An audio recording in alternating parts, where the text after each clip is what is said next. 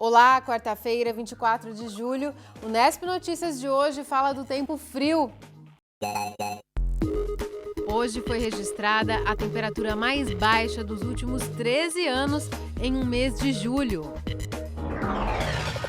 Na série Parceiros do Futura, vamos conhecer histórias de moradores de Minas Gerais. Alunos da Unesp recebem estudantes de universidades internacionais.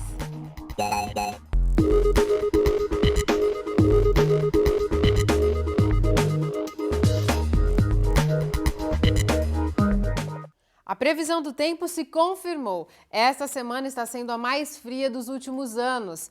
Quem saiu cedo hoje teve que tirar os agasalhos do armário. Frio e moto não combinam, mas se não tem carro, o jeito é encarar de frente a baixa temperatura. Já encarou frio pior do que esse de moto ou não? Não. Não, hein? Até agora não. Uma vez que eu fui no Paraná, mas aqui em Bauru, primeira vez. Muito frio mesmo, tá de doer. Como que fica a mão para comandar aí a embreagem e o freio? Ah, tem que ser por impulso, porque sentir mesmo não sente nada. Bauru teve menos de 4 graus por volta das 6 da manhã desta quarta. 2 horas depois, o frio continuava. Na Avenida Rodrigues Alves, o ponto de ônibus ficou na sombra e também vazio. Os passageiros preferiram esperar de pé, apostando no sol. Eu já tirei tudo que tinha dentro do guarda-roupa para poder pôr. Nossa, demais. Mesmo o sol não está adiantando. Quem precisou trabalhar já nas primeiras horas da manhã não escapou do frio. Trocar semáforo lá em cima, só com muito agasalho mesmo. Nas calçadas, uma caminhada ajudava a esquentar um pouco. Para minha idade, dói tudo, né? A musculatura já não é a mesma, né? Então, sempre tem algum problema mesmo, né? Aparecida, que esperava a abertura de uma loja na rua Azarias Leite, não economizou no uso do cachecol. Já tinha encarado um frio desse em Bauru ou não? Não, nós estávamos só esperando já. Eu já estava esperando ele. Já tinha ouvido a notícia? Já estava esperando. E veio como a senhora esperava ou veio pior? Ah, veio pior, hein? Não veio fácil, não. Entre as crianças, sensações diferentes. Algumas preferiram usar o capuz, outras nem se importaram. O comércio não tem nada a reclamar dos últimos dias de baixa temperatura na cidade. A expectativa é de que o frio do fim de julho ajude a limpar o estoque de inverno. O nosso comerciante nem esperava mais esse frio. Chegou numa hora boa. Por quê? Porque já o comércio todo de Bauru já está dando desconto de 40% a 50%, tanto em confecções como calçados. E nós esperamos que isso alavanque as vendas agora esse final de mês, em torno de 4% a 5% a mais que o ano passado. Considerando apenas o mês de julho, a manhã de hoje foi a mais fria nos últimos 13 anos em Bauru. Às 6h05 da manhã, o IPMET, Instituto de Pesquisas Meteorológicas da Unesp, registrou 3,9 graus na cidade. Uma massa de ar polar é a responsável pelo frio que está mexendo com a vida dos bauruenses. A partir de hoje o frio começa a ceder, mas ainda vai fazer bastante frio, principalmente de manhã. Amanhã a mínima ainda fica em torno dos 6 graus e aos poucos a temperatura vai subindo 1 a 2 graus por dia, mas o frio, a gente ainda vai sentir bastante frio, ainda vai sair bastante agasalhado por alguns dias, até o fim de semana pelo menos. Vamos ver então se as temperaturas vão continuar baixas. As informações são do IPMET e do CPTEC. Chove fraco na região noroeste do estado. Amanhã o tempo deve amanhecer mais firme, mas volta a chover à tarde no Vale do Paraíba e na região de São Paulo. Na madrugada a temperatura continua bem baixa, mas deve subir um pouco ao longo da tarde. Em Bauru não há previsão de chuvas para os próximos dias, mas a mínima continua abaixo dos 10 graus. A umidade do ar agora é de 78%. Os ventos sopram gelados a 5 km por hora. Hoje os termômetros marcaram, no horário mais quente do dia, 12 graus. Amanhã a máxima não passa dos 16 em Bauru, Piratininga e em Agudos. Ainda hoje, o procurador Pedro Antônio Machado, do Ministério Público, fala sobre a falta de vagas em UTI em Bauru. E no próximo bloco... Estudantes da Unesp recebem alunos de outros países. Voltamos já!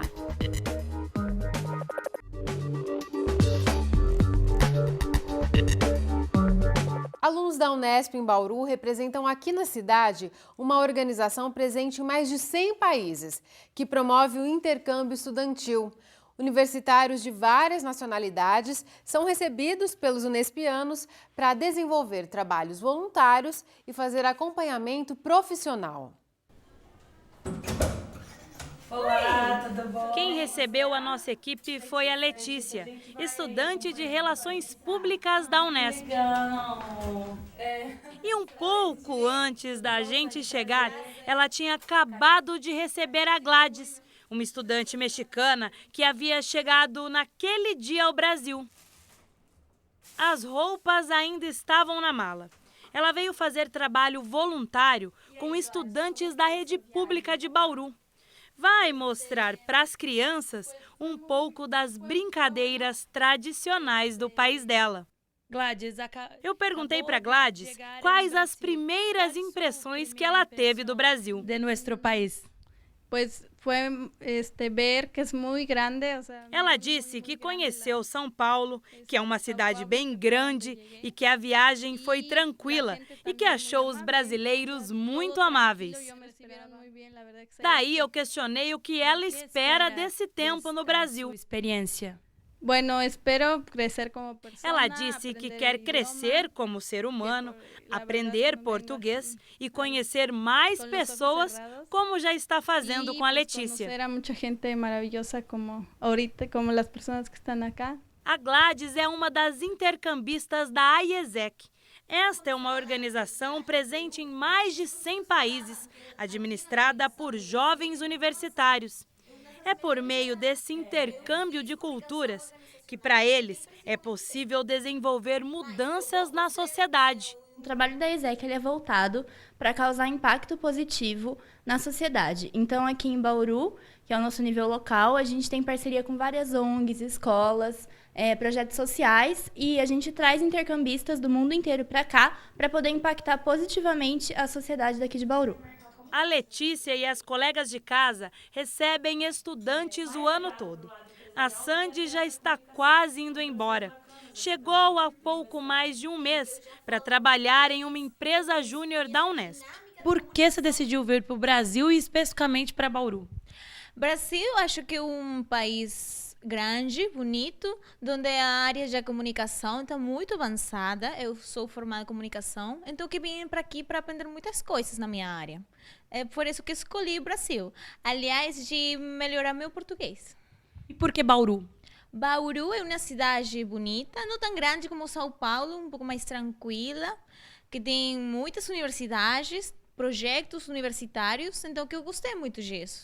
A IESEC registrou em 2012 um recorde de intercambistas. 3.000 jovens vieram conhecer a cultura brasileira. Em Bauru, como a Sandy, já foram 7 estrangeiros. Aqui, eles desenvolvem atividades profissionais e a maioria vem para fazer trabalho voluntário. Acho que é, né? No apartamento, a Sandy já se sente em casa. Na mesa, ela mostra que os peruanos gostam de um café da manhã bem reforçado. As diferenças culturais não atrapalharam no tempo que ficou no nosso país. É um processo de me adaptar à nova rotina dos brasileiros, à nova rotina do meu novo trabalho, de conhecer novas pessoas, mas estou gostando muito. O povo brasileiro é muito alegre, é diferente, a alegria que tem os brasileiros é muito bonita. Então, que eu gostei muito, foi muito fácil para mim me adaptar rápido. Quem chega tem um mundo novo para desvendar e descobrir. Quem recebe, compartilha, ensina e aprende. Primeiro tem a língua, né, que a gente acaba falando um pouco de espanhol. Outro dia eu precisava escrever um texto em espanhol, então eu chamo a Sandy e falo, Sandy, me ajuda aqui, não sei o quê. E também eu tenho certeza que quando eu chegar numa entrevista de emprego e falar, olha, eu dividi uma casa com uma pessoa de outra cultura, isso vai ter um peso diferente, sabe? É uma mente aberta, você aprende muito, você está aberta a novas coisas. É um choque cultural, sim, mas é muito positivo e é muito bom para todo mundo, tanto quem recebe quanto para quem vem. A Secretaria Municipal de Cultura de Bauru realiza amanhã e sexta-feira inscrições para cursos da Divisão de Ensino às Artes. As aulas são todas de graça, há 144 vagas. Eu estou aqui com a Márcia Barra Vieira, ela é diretora da Divisão de Ensino às Artes da Secretaria. Márcia, quais são as opções de cursos? Nós temos as modalidades artes cênicas, artes plásticas e música. E quem pode participar desses cursos? Os inscritos vão da faixa etária de 12 anos até a terceira idade nas diferentes modalidades. E como se inscrever para esses cursos aí? Precisa ser CID menor, né? Comprovante de residência, um adulto responsável, SIC e RG também. E parece que tem uma restrição aí, né? São só 2 opções de curso por pessoa? Sim, são 2 modalidades por pessoa, né? A matrícula é feita por ordem de chegada, né? E com distribuição de senhas a partir das 8 horas. Muito obrigada, Márcia. Então, outras informações podem ser obtidas pelo telefone 3235-1193. Catiúcia Reis para o Nesp Notícias. Um dos pontos turísticos do país, a cidade de Tiradentes, no interior de Minas Gerais, também é polo de boas histórias. Os moradores da cidade são os protagonistas. A reportagem da PUC TV mostra pra gente o projeto Moradores, a humanização do patrimônio. Esta foi a 3ª colocada no prêmio do canal Futura.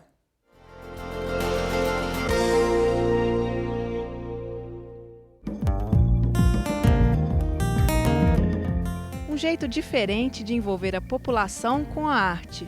É uma galeria ambulante, é legal também porque ela só se completa aqui, né? Assim, não é as pessoas quando junta várias carroças é que você vê a exposição inteira. Então meio que você fica, cada hora você fica vendo um passando, né? Cada hora é um ambulante, ali, ó, então 4 passando ali, 4 passando ali. E depois quando na praça junta todo mundo. A gente queria ver como é que ia ser a reação das pessoas à ideia nossa de homenageá-los.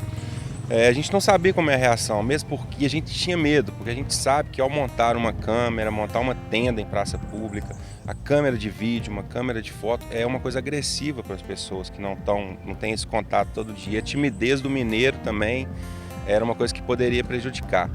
Durante 3 dias, uma tenda instalada na praça principal da cidade serviu de cenário para que quase 200 moradores fossem fotografados. 30 fotos foram escolhidas para decorar a parte de trás das charretes que passeiam por Tiradentes. A fotografia preta e branca tem essa outra leitura, né? Acho que quando a gente está fazendo um trabalho e é colorida, é muito difícil a pessoa olhar porque hoje em dia você bate, a pessoa já quer olhar no display, né? Quando a pessoa olha, geralmente a pessoa não gosta. E no preto e branco, eu tinha até comentado com os meninos, acho que 100% das pessoas que viam em preto e branco gostavam da imagem. O carioca Celestino está há mais de 10 anos em Tiradentes. Para ele, a cidade é acolhedora. Bom, eu vim para cá para uma história de amor e continuo com uma história de amor da cidade, né? E criei uma afetividade, uma afeição com as pessoas, né? Participo de coisas da vida cotidiana deles, né? De problemas, até mesmo problema de família eu discuto junto com ele. Outro personagem ilustre da galeria é seu Tião Paineira. Aos 84 anos, ele brinca que será transformado em patrimônio histórico. Conhecedor da cidade, nos conta como era a vida em Tiradentes em meados do século XX. Era muito difícil a vida em Tiradentes. Então eu ganhava o pão de cada dia andando. 20 dias fabricando. Eu, meu pai e o vovô. E 10 dias era entregando. Vinha aqueles pedidos, trocador de ônibus. Trazia aquela lista, tantos potes, tantas bias, tantas panelas, tantos vasos. Para os criadores do projeto Moradores, a Humanidade do Patrimônio Histórico, sobram causos e muitos planos para o futuro. Quando a gente encontra com cada um das pessoas que a gente fotografou, a gente lembra do nome, as pessoas lembram da gente. A gente circula pela cidade como se a gente também fosse morador hoje de Tiradentes. Para mim, o que mais fica do projeto é um pouco essa mudança de olhar para as pessoas, né? Então, assim, para a gente já é uma mudança muito forte. Todo mundo que a gente encontra, a gente já olha para as pessoas de uma outra maneira, a gente já vê uma profundidade, outros valores nela que pra gente é transformador. A gente deve passar por São João del Rei, Ouro Preto, Mariana, Cerro, Diamantina, entre outras. A nossa ideia é esse ano fazer Minas Gerais, para o ano que vem começar o Brasil.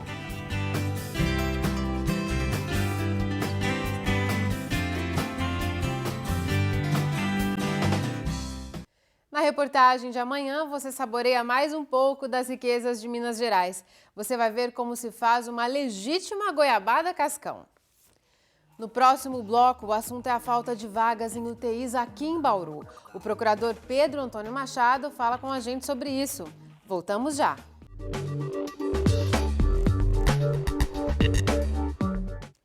O Ministério Público Federal abriu no fim do mês passado um inquérito civil público para investigar a falta de vagas em UTI nos hospitais de Bauru. Nós vamos conversar sobre a investigação com o procurador.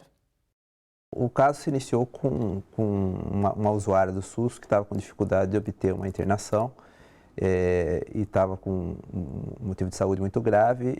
E o Ministério Público oficiou e isso foi resolvido. Mas, como o Ministério Público atua na defesa da coletividade, buscou-se saber como que estava a situação, esse tipo de situação estava acontecendo com outros usuários, né? E numa pesquisa nas notícias dos veículos de imprensa de Bauru, se descobriu que há vários outros casos de pessoas que faleceram aguardando a internação em leitos de UTI pelo Sistema Único de Saúde.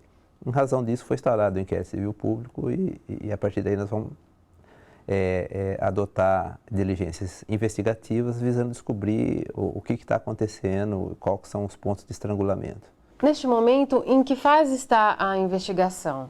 Nesse primeiro momento, nós oficiamos para o pronto-socorro municipal de Bauru Central, que é da onde que se tem as notícias que ocorreram essas mortes, né, de usuários, pedindo para que eles informem, detalhem e informem os casos concretos nos quais isso aconteceu, quando isso aconteceu. E também foi oficiado para a Direção Regional de Saúde, da Secretaria Estadual de Saúde, solicitando os dados da unidade responsável por administrar essas vagas no Sistema Único de Saúde e quem são as pessoas responsáveis para, a partir daí, passar a conversar com essas pessoas, requisitar informações para justamente descobrir o que está acontecendo. Tem um prazo previsto para que ela seja concluída?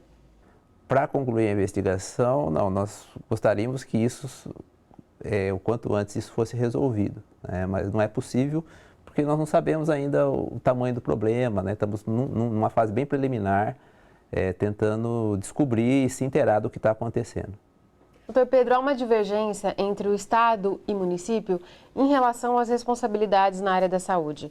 O município afirma que serviços de alta complexidade, como a UTI, são de responsabilidade do Estado. Já o Estado fala que não é uma prerrogativa só deles, que o município também poderia criar vagas de internação em UTI. Qual a sua visão em relação a essas responsabilidades? Veja só, a saúde, de uma maneira geral, e é por isso que o Ministério Público Federal está atuando, é um dever do poder público, dos três entes da federação, município, Estado e União. Por isso que eu falo que o Ministério Público Federal está atuando, porque nossa atuação é na Justiça Federal e só quando há interesse da União ou de entidades federais. Então, como essa é uma obrigação conjunta dos três entes da federação, por isso que o Ministério Público Federal está investigando. A responsabilidade é uma responsabilidade solidária dos três entes. Pode, eventualmente, haver uma legislação que faça essa divisão de tarefas. Mas o que não pode acontecer é o usuário falecer aguardando uma vaga de UTI, né? Esse é um caso gravíssimo. Essa omissão das autoridades, seja municipal, estadual ou federal, vai ser apurada e o Ministério Público vai responsabilizar. Vai adotar todas as providências possíveis para que sejam evitadas esse tipo de situação. A responsabilidade é solidária dos três entes da federação. Esse jogo de empurra é algo inadmissível. Os cidadãos pagam impostos, o direito à saúde é consagrado na Constituição Federal e o dever do poder público, União, Estado e município. Quais medidas o Ministério Público Federal pode pedir ao fim dessa investigação? Essa é uma resposta que, nesse momento, nós não temos como dar com precisão. Nós primeiro, como eu falei, vamos tentar descobrir aonde que está o estrangulamento, aonde que está essa dificuldade, o que está gerando essa dificuldade na internação das pessoas, dos usuários do SUS. E, a partir daí, num primeiro momento, vamos tentar sentar com as autoridades e tentar resolver isso de uma forma sem precisar ter que tomar nenhuma medida judicial. mas se isso for necessário, vai ser adotado, não porque eu quero, mas porque é direito da coletividade e dever do gestor público. Uma própria situação que originou essa investigação, que é o caso de um paciente que entrou na justiça para conseguir um atendimento de saúde, a gente vê que é recorrente. Em Bauru, neste ano, em média, 4 pessoas entram na justiça por dia para garantir algum tipo de atendimento na área de saúde, desde pedido de medicamento até vagas de internação. Como o senhor avalia essa situação das pessoas precisarem entrar na justiça para garantir o atendimento na área de saúde? Isso é um indicativo de que o serviço não tem sido prestado adequadamente, né? De que não se tem se direcionado recursos necessários para esse tipo de serviço. A Constituição e a legislação estabelecem patamares mínimos de aplicação de recursos públicos, o que não significa que o gestor, ao aplicar esse mínimo, já se desincumbiu do seu dever de prestar a assistência à saúde à população.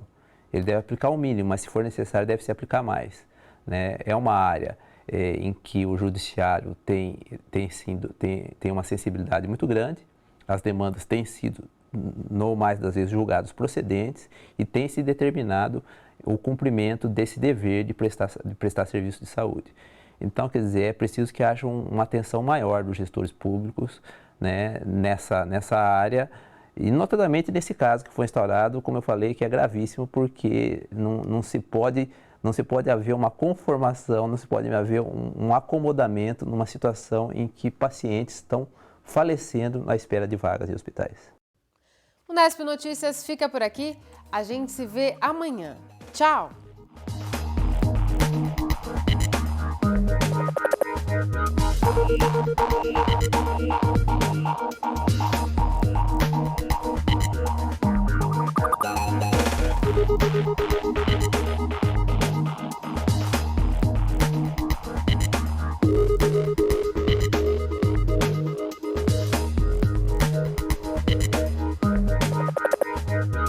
Thank